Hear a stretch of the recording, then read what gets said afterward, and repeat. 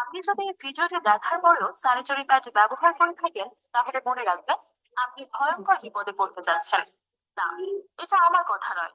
বিশিষ্ট গবেষক ডক্টর অমিত বলেন, আমাদেরকে অবাক করেছে স্যানিটারি প্যাডে একাধিক ক্ষতিকারক রাসায়নিকের অস্তিত্ব, যার মধ্যে রয়েছে কার্সিনোজেন, যা ক্যান্সার সৃষ্টিকারী উপাদান; রিপ্রোডাক্টিভ টক্সিন, যা গর্ভনাশক উপাদান; ডাইঅক্সিন, যা স্যানিটারি প্যাডগুলো ব্লিচ করতে ব্যবহার করা হয়, এবং এটা শরীরের জন্য অত্যন্ত ক্ষতিকর।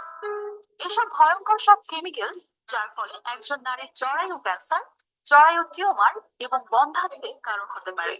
দক্ষিণ কোরিয়ায় প্রায় 3,000 মহিলা হঠাৎ করেই একই সাথে একই সময় একই ধরনের গাইনোকোলজিক্যাল প্রবলেমে ভুগছিলেন।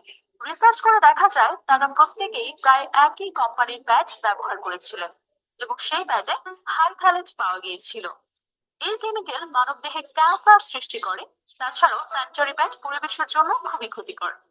ভাবছেন স্যানিটারি প্যাডের বিকল্প হিসেবে কি ব্যবহার করবেন?